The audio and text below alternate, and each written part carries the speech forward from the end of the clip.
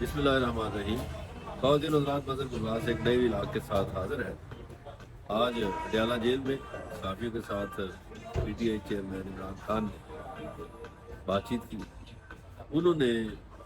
ایک چیز کا برملا یہ اظہار کیا، دونوں کیسز پر انہوں نے روشنی ڈالی، 9 مئی پہ بھی ڈالی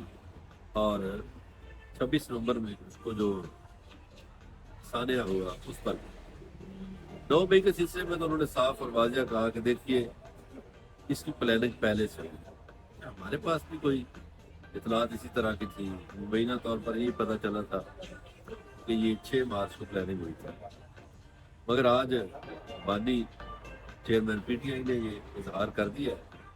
کہ 9 مئی کی پلاننگ پہلے ہوئی تھی اور جن لوگوں نے پلاننگ کی تھی انہوں نے سی سی ٹی وی فوٹیج چرائی اور جنہوں نے فوٹیج چرائی وہی اس 9 مئی کے ذمہ دار۔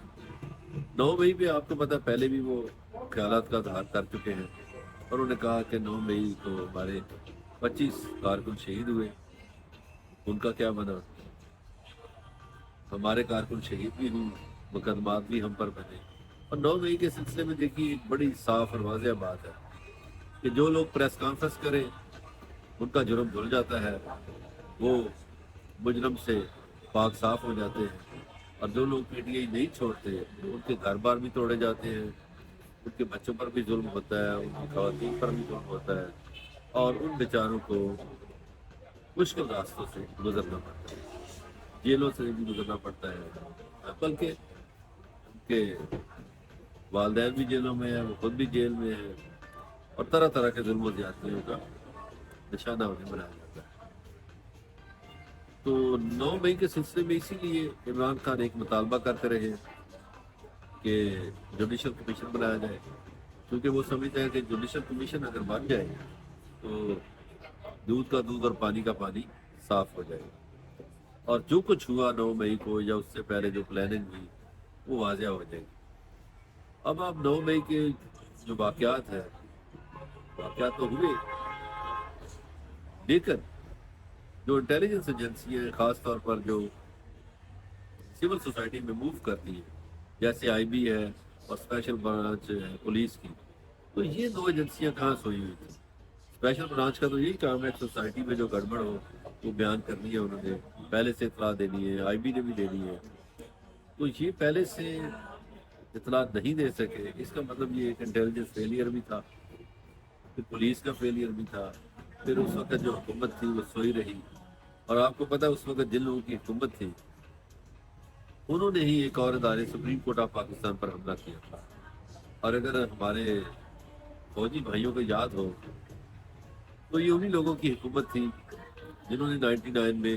روگ آرمی کے اشتہار چلائے تھے، اور یہ انہی لوگوں کی حکومت تھی جو کہتے تھے کہ کارگل کر کے میری پیٹھ میں چھرا گھونپا گیا، میں تو واجپئی کے ساتھ یہ کر رہا تھا وہ کر رہا تھا۔ یہ انہی لوگوں کی حکومت تھی جو ڈان لیگز کے کریٹر ہیں، اور یہ انہی لوگوں کی حکومت تھی جو ممبئی دھماکوں میں پاکستان کا نام لیتے رہے اور پاکستان کے مختلف ایڈریسز بتاتے رہے۔ یہ صرف آپ کو ایک یاد دہانی کے طور پر بتا رہا ہوں۔ خیر جو ہوا سو ہوا، ملٹری کورٹ سے جو سزائیں ہیں اس پہ میں بات کر چکا ہوں۔ دوسری جو اہم بات ہے وہ 26 نومبر کا سانحہ ہے۔ سانحہ ڈی چوک جب ہوا تھا تو میں نے آپ سے عرض کیا تھا اس واقعہ کے دوسرے دن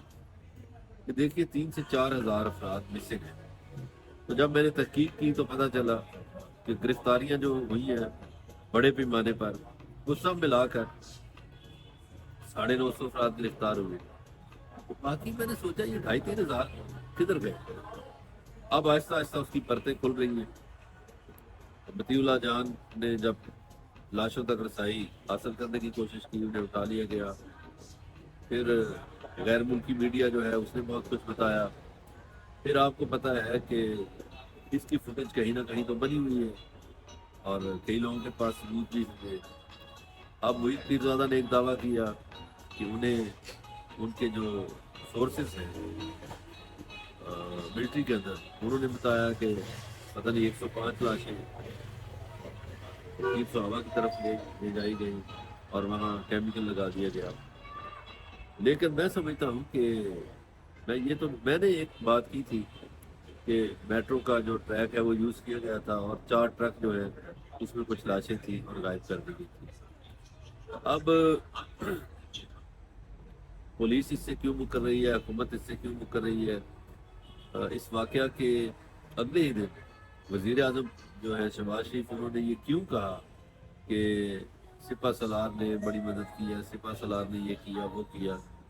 تو گویا انہوں نے سپہ سالار پہ معاملہ ڈالنے کی کوشش کی۔ اسی طرح مریم نواز نے کہا کہ دیکھیے پنجاب پولیس نے تو گولی نہیں چلائی، اور پھر میں نے آپ کو یہ بھی بتایا تھا کہ یہ دونوں باتیں انہوں نے نواز شریف کے کہنے پر کی۔ نواز شریف نے اپنے بھائی کو فون کیا، نواز شریف نے اپنی بیٹی کو فون کیا، اور نواز شریف کے یہ فون ٹیپ بھی ہوئے۔ تو پھر آپ کو پتہ ہے اسلام آباد پولیس جو ہے وہ مکرتی رہی۔ اسلام آباد کے آئی جی جو ہے انہوں نے کہا کہ میں تو بیمار ہوں، وہ گھر پہ رہے، لیکن یہ معاملہ حل نہیں ہوا۔ انسانی حقوق کے عالمی اداروں نے یہ باتیں اٹھائیں اور امریکنز اور دوسروں نے یہ کہا کہ جو انوسینٹ لوگ ہیں ان کو ان پر کیوں گولیاں چلائی گئیں۔ عمر ایوب خان نے ایک پریس کانفرنس کی کہ ہیوی مشین گن استعمال ہوئی، انہوں نے رائفلز کے نمونے بھی بتا دیے کس کس ماڈل کی گنیں استعمال ہوئی، پھر سنائپرز کی بھی باتیں ہوئی، اور راتوں رات وہاں صاف کر دیا گیا اور بہت سی گاڑیاں قبضے میں لی گئی۔ گاڑیوں کی بات میں آپ کو بتا چکا ہوں کہ بہت سی گاڑیاں لوگوں کی پولیس نے اور دوسرے لوگوں نے قبضے میں لے لی اور وہ استعمال کر رہے ہیں۔ تو ایک طرح سے اس شام 26 نومبر کی شام سے جو واقعات شروع ہوئے اور آدھی رات سے زیادہ وقت ہو چکا تھا جب تک فائرنگ ہوتی رہی۔ پھر انہوں نے امبیسیوں کو رام کرنے کے لیے سفارتکاروں کو ایک بریفنگ دینے کی کوشش کی ساکدار میں، اور وہ بھی فلاپ ہو گئی، کیونکہ امبیسیوں کے لوگوں نے کہا کہ ہم نے خود آوازیں سنی ہیں، ہم خود گواہ ہیں۔ اچھا، اسلام آباد کے جو کچھ بیوروکریٹس ہیں انہوں نے استعفے دیے اور انہوں نے کہا جی ہم گواہ ہیں کہ ہمارے ہم وطنوں پر گولی چلی۔ تو گولی تو چلی، اب ایک مہم چل رہی تھی پی ٹی آئی کی طرف سے کہ گولی کیوں چلائی، گولی کیوں چلائی، گولی کیوں چلائی، یہ ایک مہم چل رہی ہے۔ اسی دوران آج عمران خان نے اڈیالہ جیل میں صحافیوں سے بات چیت کرتے ہوئے یہ کہہ دیا ہے کہ لال مسجد کی طرح جس طرح لال مسجد آپریشن ہوا اور لاشوں کے ساتھ جو سلوک کیا گیا، ویسا ہی لاشوں کے ساتھ سلوک 26 نومبر کے بعد کیا۔ ظاہر ہے وہ ملک کے وزیر اعظم رہے ہیں، ان کے پاس سورسز ہوں گے، کوئی نہ کوئی اطلاعات ہوں گی، اور ایسی اطلاعات دفاتر کے اندر سے ہی دی جاتی ہیں، اور اندر سے جو اطلاعات ظاہر ہے نام نہ بتانے کی شرط پر دی جاتی ہیں۔ شہید سے بھائی صاحب نے بھی دعویٰ کیا تھا بہت سی لاشوں کا، انہوں نے بھی پیمز کے ایک ڈاکٹر کی بات کی تھی۔ اچھا، پھر ان دونوں ہسپتالوں سے پیمز اور پولی کلینک سے جو سرٹیفکیٹ ڈیتھ کے جاری ہوئے اس پر بھی لکھا گیا تھا کہ گولی ہے وجہ جو موت کی بنی۔ اب جو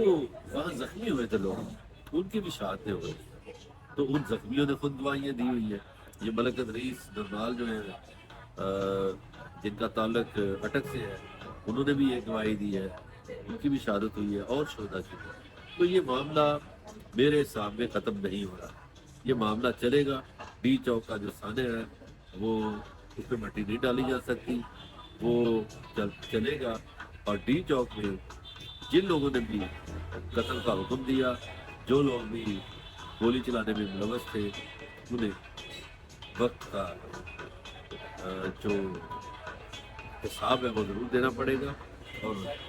ڈی چوک کے سلسلے میں انصاف ضرور ہوگا۔ ڈی چوک کا سانحہ جان نہیں چھوڑے گا، اس میں ہمارے معصوم پاکستانیوں کو قتل کیا گیا، ان کی شہادتیں ہوئی،